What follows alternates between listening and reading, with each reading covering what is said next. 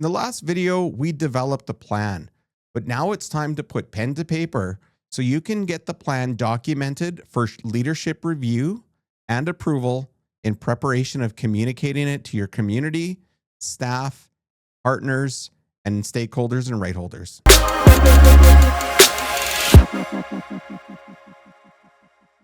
So we're going to go through the steps that are required to actually get the plan that you've developed in theory written down and approved by your leadership, because you're going to need their endorsement, their approval before anybody in the community or around your community take it seriously.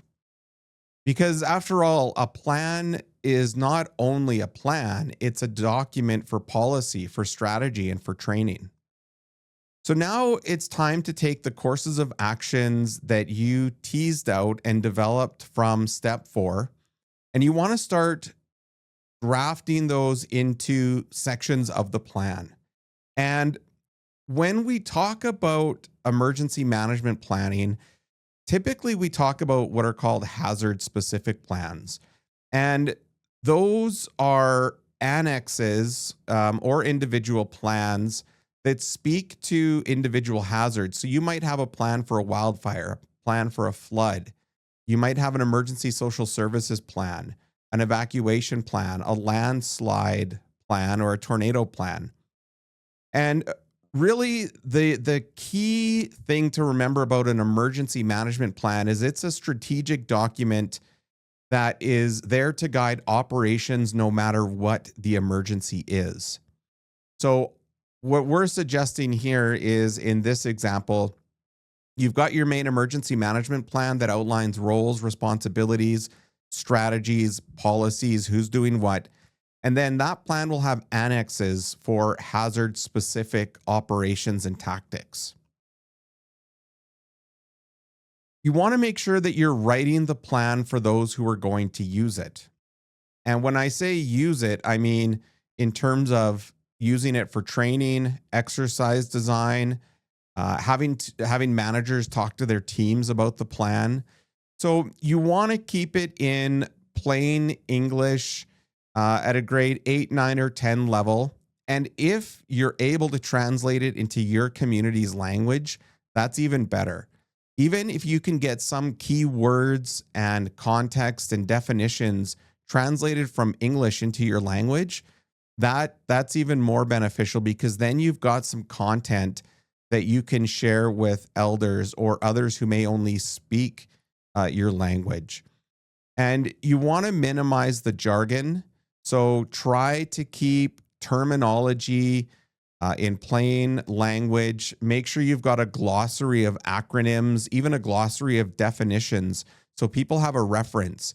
Because your definition for various equipment or supplies may not be the definition that somebody could find on Google. So you want to make sure that you're building the plan for the people who are going to be using it and reading it, whatever audiences those are.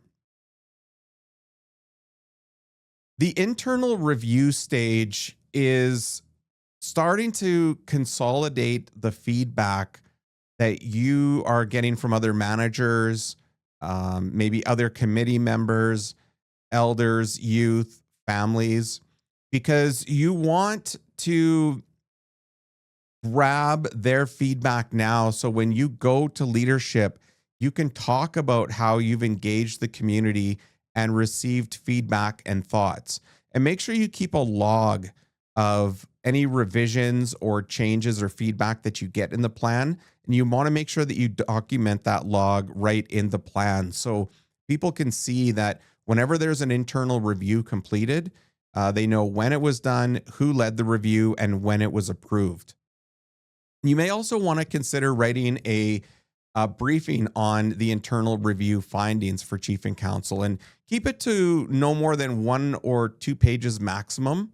But you'll want to give them a concise breakdown of the methodology and what you did in that internal review, because they're going to want to know that other managers and community members are on board with the plan and have seen it. So when it comes time to evaluate the plan after the internal review, you want to make this as objective and independent as possible. So consider going to external peers in your profession, external managers from another nation, bringing in a third party that could take a look at it, because you're going to want their feedback in terms of how the plan is organized. How does it flow? Does it read logically? Can they follow it? Does it make sense? You'll get some really great feedback from this. It's not necessarily a critical step because dependent on your emergency management planning team, you may have already gone over the plan with all of your external stakeholders involved. Maybe you have enough, but if you do want to take that extra step and maybe have some peers from another community review, it's always a great idea. Getting approval. So this is where you're going to present the plan to your senior leadership, your chief and council, and you want to prepare this presentation at a few different levels. And this is where we've got some template examples and briefings where you want to make sure that the senior leadership management has enough information to understand how this plan is going to embed itself in operations.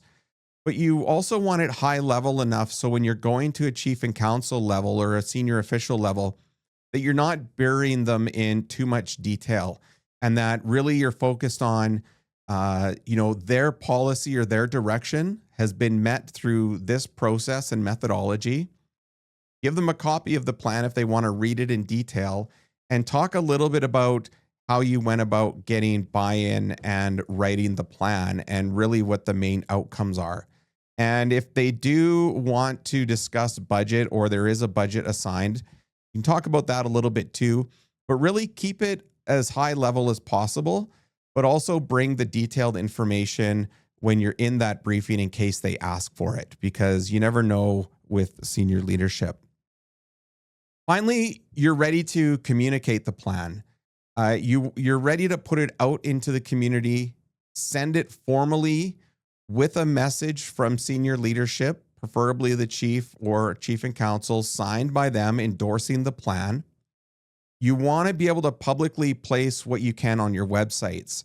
You want to break the plan down into bits and bytes so you can put it out on social media. You can do some explanation about, what is the plan? Why do you have it? What are some of the components? What are some of the courses of action in certain scenarios? You can use all of that to develop social media content for your communications team to put out throughout the year and seasonally as you prepare the community in that regard. And as you go through the motions of communicating the plan, gather feedback, talk to people, watch the comments on social media. Don't get caught up in negative comments. People are always going to be negative, but try to consolidate all of that through surveys, talking to people, being out in the community, getting their feedback.